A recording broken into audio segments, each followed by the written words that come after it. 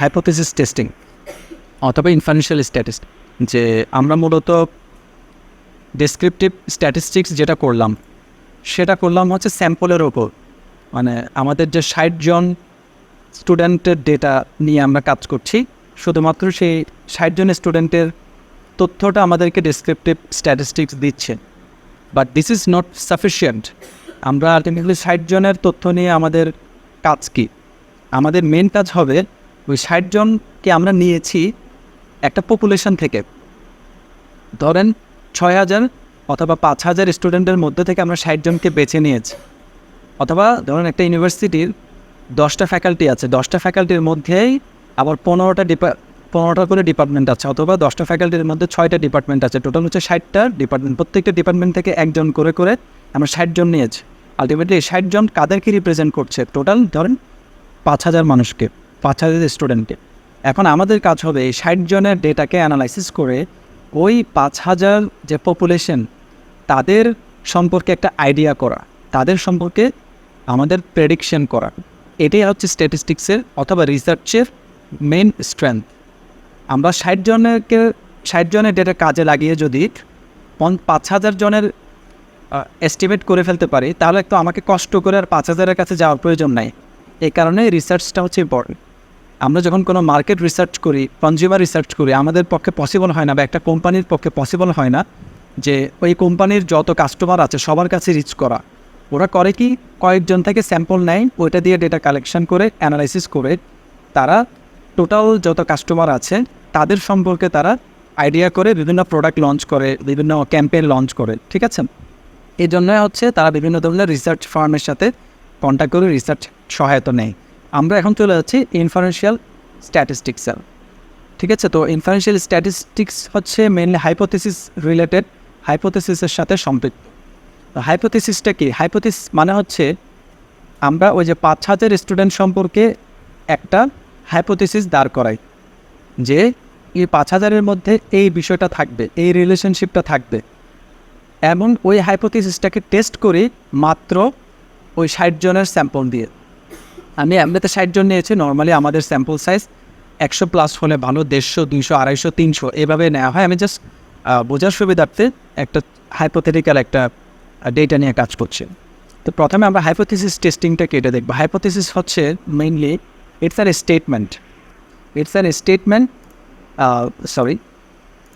Statement about the population parameter subject to verification. মানে আমরা population সম্পর্কে একটা স্টেটমেন্ট দাঁড় করাই। যেমন আমরা বলতে পারি যে আমাদের ডেটা সেটের মধ্যে 2টা ভেরিয়েবল ছিল, একটা ছিল স্টাডি আওয়ার আর একটা ছিল সিজিপিএ। আমি ধরে নিচ্ছি যারা বেশি পড়বে, যাদের স্টাডি আওয়ার হাই, তাদের সিজিপিও হাই। অর্থাৎ স্টাডি আওয়ার্স বাড়লে সিজিপিও বাড়বে, স্টাডি আওয়ার কমলে সিজিপিএ কমবে। এটা হচ্ছে নর্মাল একটা হাইপোথিসিস, বিকজ আমরা জানি যারা বেশি পড়ে তাদের সিজিপিএ বেশি পারবে, যারা কম পড়ে পড়াশোনা করে না তারা সিজিপিও কম পাবে, এটাই স্বাভাবিক। তো আমি ধরে নিচ্ছি এটা হচ্ছে একদম 5000 স্টুডেন্টের মধ্যেই এই জিনিসটা থাকবে, যে স্টাডি আওয়ার এবং সিজিপিএর মধ্যে একটা পজিটিভ রিলেশনশিপ থাকবে। এখন এটাকে আমাকে টেস্ট করে প্রমাণ করতে হবে। এটার জন্য আমরা 60 জন থেকে ডেটা নিয়েছি, তাদের স্টাডি আওয়ার নিয়েছি, তাদের সিজিপিএ নিয়েছি। এখন আমরা অ্যানালাইসিস করে দেখব যে তাদের স্টাডি আওয়ারের সাথে তাদের সিজিপিএর কোনো সম্পর্ক আছে কি না। মানে যারা কম পড়ে তাদের সিজিপিএ কম, যারা বেশি পড়ে তাদের সিজিপিএ বেশি কিনা, এবং ওই রিলেশনশিপটা সিগনিফিক্যান্ট কিনা। ওইটা যদি সিগনিফিক্যান্ট হয়, এটার মানে হবে যে পপুলেশনের ক্ষেত্রেও আমাদের রেজাল্টটা প্রযোজ্য। ঠিক আছে, এই কারণে আমাদেরকে প্রথমে হাইপোথিসিস ডেভেলপ করতে হবে। আর হাইপোথিসিস একটা হচ্ছে আনপ্রুভেন স্টেটমেন্ট। আমি যে কথাটা বললাম এটা কিন্তু এখনও প্রমাণিত হয় নাই যে সিজিপিএ বাড়লে, স্টাডি আওয়ার বাড়লে সিজিপিএ বাড়বে। এটাকে প্রমাণ করতে হবে ডেটা কালেক্ট করে, ডেটাটাকে অ্যানালাইসিস করে। এটা হাইপোথিসিস টেস্টিংয়ে আমরা নর্মালি 5টা স্টেপ দেখি। একটা হচ্ছে প্রথমে আমাদেরকে নাল হাইপোথিসিস এবং অল্টারনেট হাইপোথিসিস কী সেটা বলতে হয়। পরবর্তীতে আমাদেরকে একটা লেভেল অফ সিগনিফিক্যান্স দাঁড় করাতে হয়। এটা নর্মালি 0.05 আমরা নিয়ে থাকি, 0.05। এটা হচ্ছে লেভেল অফ সিগনিফিক্যান্স। অর্থাৎ আমাদের পি ভ্যালু এর থেকে যদি কম হয় তখন আমরা নাল হাইপোথিসিসটাকে রিজেক্ট করে দেই, অল্টারনেট হাইপোথিসিসকে অ্যাকসেপ্ট করে নেই। এটা আমরা যখন ফার্দার অ্যানালাইসিসে যাব তখন এটা আমাদের কাছে আরও ইজি হয়ে যাবে। সিলেক্ট এ টেস্ট স্ট্যাটিস্টিক। আমাদের মেনলি কিছু টেস্ট স্ট্যাটিস্টিক থাকে, যেমন টি টেস্ট, জি টেস্ট, এফ টেস্ট। ওই টেস্ট স্ট্যাটিস্টিকগুলো আমাদেরকে হেল্প করে যে আমাদের হাইপোথিসিসটা সিগনিফিক্যান্ট নাকি insignificant. Formulate the decision rule, অর্থাৎ আমরা নাল হাইপোথিসিসকে কখন অ্যাকসেপ্ট করব, কখন রিজেক্ট করব, কখন অল্টারনেট হাইপোথিসিসকে অ্যাকসেপ্ট করব, রিজেক্ট করব, এই ডিসিশন রুলটা আমাদেরকে বলতে হবে। পরবর্তীতে আমরা একটা ডিসিশানে চলে যাব। কার ডিসিশন? এই পপুলেশন সম্পর্কে ডিসিশানটা, যে সিজিপিএ কি স্টাডি আওয়ারের সাথে পজিটিভলি রিলেটেড কিনা। এটা জাস্ট একটা বললাম, আমরা আরও অনেকগুলো দেখব। এই প্রত্যেকটা স্টেপ ওয়ান বাই ওয়ান আমরা দেখি। প্রথমে হচ্ছে state the null and alternate hypothesis. ফার্স্টে আমরা নাল হাইপোথিসিস এবং অল্টারনেট হাইপোথিসিস কি একটু জেনে নেই। নাল হাইপোথিসিস মানে হচ্ছে এখানে বলা যে statement about the value of a population parameter developed for the purpose of testing the numerical evidence. এখানে আমরা সচরাচর বলে থাকি দেয়ার ইজ নো ইফেক্ট অথবা নো চেঞ্জ। এই জিনিসটা কিন্তু নাল হাইপোথিসিস সবসময় থাকে, নো কথাটা, ঠিক আছে। সে ফর এক্সাম্পল আমরা বলছি যে সিজিপিএ এবং স্টাডি আওয়ার, মানে স্টাডি আওয়ার সিজিপিএর সাথে সম্পর্কযুক্ত, দে আর পজিটিভলি কোরিলেটেড। এটাকে নাল হাইপোথিসিসে বললে এভাবে বলবো there is no correlation between study hour and CGPA. এটা হবে নাল হাইপোথিসিস। মানে নাল হাইপোথিসিসে সবসময় আমরা নেগেটিভ কথাটা বলি যে কোনো কোরিলেশন থাকবে না। আর অল্টারনেটে আমরা বলি there is a correlation between study hour and CGPA. এটাই হচ্ছে নাল এবং অল্টারনেটের পার্থক্য। তাহলে আমাদের ইন্টেনশন থাকবে নাল হাইপোথিসিসটাকে রিজেক্ট করা। যেহেতু নাল হাইপোথিসিসে আমরা বলেছি যে কোনো কোরিলেশন নাই, তা আমাদের আসল উদ্দেশ্য হচ্ছে অল্টারনেট হাইপোথিসিসকে প্রমাণ করা। কখন প্রমাণ হবে? যখন নাল হাইপোথিসিসটা রিজেক্ট হবে, ঠিক আছে। আর এখানে আরেকটা এক্সাম্পল আছে। আবার নাল হাইপোথিসিস অনেক সময় এভাবে বলি ইকুয়াল টু চিহ্নটা থাকে, ইকুয়াল টু থাকলে এটা হচ্ছে নাল hypothesis, are not equal to থাকলে এটা হচ্ছে অল্টারনেট হাইপোথিসিস। এগুলো হচ্ছে বিভিন্ন বইয়ে এত সুন্দরভাবে দেওয়া নেই। বিষয়গুলোকে আমি বেছে বেছে যে পয়েন্টসগুলো দিয়ে আপনাকে হেল্প করবে নাল এবং অল্টারনেট হাইপোথিসিস ডেভেলপমেন্টে ওই জিনিসগুলো এনেছি। আর আমরা যখন রিসার্চ করি, সচরাচর রিসার্চে আমরা অল্টারনেট হাইপোথিসিসটাকে অনলি ডেভেলপ করি, নাল হাইপোথিসিসটা ডেভেলপ করতে হয় না। যেহেতু একটা করলেই আমরা বুঝতে পারি বাকিটা কী, ঠিক আছে। তারপর আমাদের নাল হাইপোথিসিসকে সাব জিরো অর্থাৎ হাইপোথিসিস নাল মানে জিরো, নাই, কোনো সম্পর্ক নাই, কোনো ইফেক্ট নাই, এটাই বোঝায়। আর অল্টারনেট হাইপোথিসিস মানে আছে, ইফেক্ট আছে, সম্পর্ক আছে, কোরিলেশন আছে। অল্টারনেট হচ্ছে কোরিলেশন আছে, নাল হচ্ছে কোনো কোরিলেশন নাই। এটাই মেনলি আমাদের কনসেপ্ট। সেকেন্ড স্টেপ হচ্ছে সিগনিফিক্যান্স লেভেলটা ডিটারমাইন করা। নর্মালি আমরা এটাকে 0.05 লেভেল অফ সিগনিফিক্যান্স ইউজ করে থাকি, ঠিক আছে। অনেকে এটাকে 0.10 লেভেলও নেয়, আমরা নর্মালি 0.05 নিই। 0.05 মানে হচ্ছে আলটিমেটলি 5%।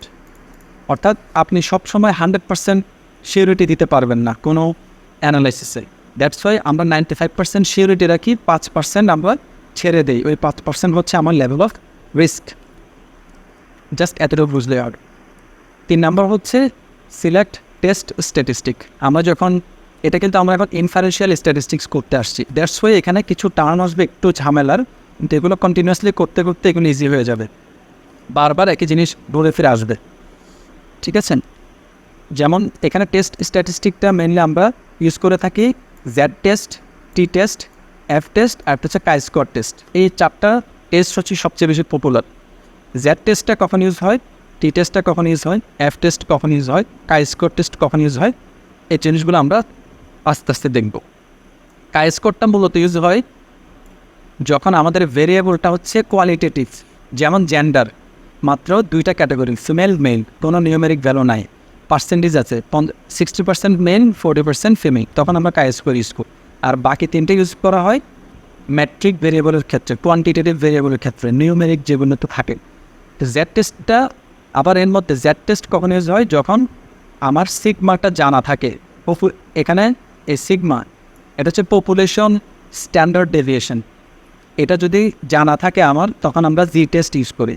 এটা যদি অজানা থাকে তখন টি টেস্ট ইউজ করি। আর এফ টেস্টে ইউজ করা হয় যখন ইকুয়ালিটি অফ ভেরিয়েন্স, অর্থাৎ আমি যখন দুইটা পপুলেশনকে কম্পেয়ার করি, অর্থাৎ দুইটা স্যাম্পলকে কম্পেয়ার করি, সে ফর এক্সাম্পল আমরা যে 40 জনের ডেটা নিয়েছি, 60 জনের ডেটা নিয়েছি, সেটা হচ্ছে একটা ইউনিভার্সিটি থেকে নিয়েছি।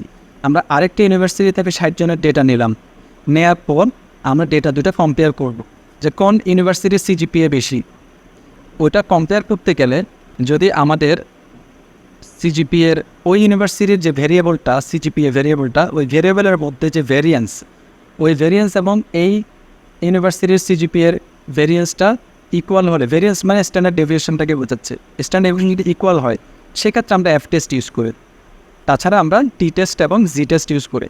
ঠিক আছে, এগুলো আমরা আরও বিস্তারিত জানতে পারবো। Formulate the decision rule. এখন কথা হচ্ছে ডিসিশন রুলটা কি? ডিসিশন রুল হচ্ছে it's an statement of the specific condition under which null hypothesis is rejected, condition under which it is not rejected। মানে আমাদের একটা ডিসিশন আসতে হবে যে এই রেজাল্ট আসলে আমরা নাল হাইপোথিসিস রিজেক্ট করব, এই রেজাল্ট আসলে আমরা নাল হাইপোথিসিস রিজেক্ট করব না।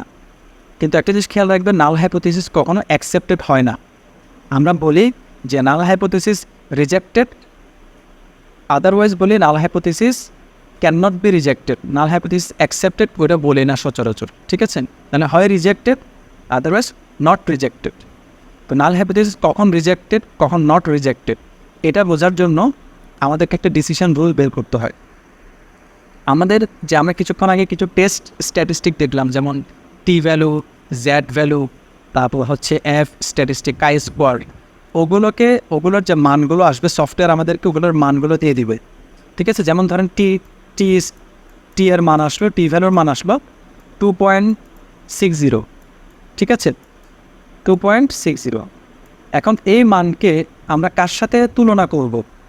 আমরা আমাদের যে 5% একটা সিগনিফিক্যান্স লেভেল নিয়েছিলাম, ওই সিগনিফিক্যান্স লেভেলে আমাদের একটা ক্রিটিক্যাল ভ্যালু আসে। এই যে এই ক্রিটিক্যাল ভ্যালু 1.65 অথবা 1.96, এই ক্রিটিক্যাল ভ্যালুর সাথে আমরা কাকে কম্পেয়ার করব? আমাদের সফটওয়্যার থেকে পাওয়া টি ভ্যালুকে কম্পেয়ার করব। কম্পেয়ার করলে এটার একটা রুল আছে, রুলগুলো আমরা আস্তে আস্তে শিখতে হবে, এগুলো at a time at a glance শেখা যাবে না। কম্পেয়ার করলে যদি আমাদের টি ভ্যালুটা বড় হয়, 1.96-এর চেয়ে কিন্তু টি ভ্যালু বড়, তখন আমরা বলি যে null hypothesis rejected. By chance যদি আমাদের টি ভ্যালুটা ছোটো আসতো, say for example T value আসছে 1.46 আমাদের টি ভ্যালু, তাহলে এটা হচ্ছে আমাদের এই ক্রিটিক্যাল ভ্যালু চেয়ে এই টি ভ্যালুটা ছোটো, সেই ক্ষেত্রে নাল হাইপোথিসিস ডু নট রিজেক্ট, ওই কন্ডিশন আসবে। ঠিক আছে, তো এগুলো মেনলি থিওরিটিক্যাল ব্যাপার, এগুলো আমরা প্রত্যেকটা এক্সাম্পল সহকারে আমাদের ডেটা সেটে অ্যাপ্লাই করবো। এবার আসি 1-10 টেস্ট এবং 2-10 টেস্ট, এটার এক্সপ্লেনেশনটা আমি একটু পরে দিচ্ছি। আচ্ছা, মেক ডিসিশন মেকিং মানে হচ্ছে ওই একই কথা, যে নাল হাইপোথিসিস কি অ্যাকসেপ্ট হলো নাকি রিজেক্ট হলো, সেটা নাল হাইপোথিসিসটা হয় অ্যাকসেপ্ট হবে, হয় রিজেক্ট হবে, না ডু নট রিজেক্ট হবে। তো ওই ক্ষেত্রে আমরা আরেকটা ভ্যালুর সহায়তা নিয়ে থাকি, সেটা হচ্ছে পি ভ্যালু। তাহলে আমরা নাল হাইপোথিসিস রিজেক্ট করবো কি করবো না, এটা আমরা সহায়তা নিব কার? জি টেস্ট, টি টেস্ট, এফ টেস্ট অথবা কাই স্কোয়ার টেস্টকে অথবা এভাবে লেখা হয়। এই তিনটার মান এবং পি ভ্যালুর মান, এই মানগুলোকে আমরা বিভিন্ন স্ট্যান্ডার্ডের সাথে কম্পেয়ার করে আমরা একটি ডিসিশনে যাই যে নাল হাইপোথিসিসটাকে রিজেক্ট হলো নাকি ডু নট রিজেক্ট হলো। এই ডিসিশন মেকিংটাই হচ্ছে আমাদের লাস্ট স্টেপ। এটা করলে আমাদের ইনফারেন্সিয়াল স্ট্যাটিস্টিক্সের কাজ শেষ। নর্মালি আমরা পি ভ্যালুটাকে কম্পেয়ার করি আমাদের সিগনিফিকেন্স লেভেলের সাথে, 0.05, এটা হচ্ছে আমাদের সিগনিফিকেন্স লেভেল।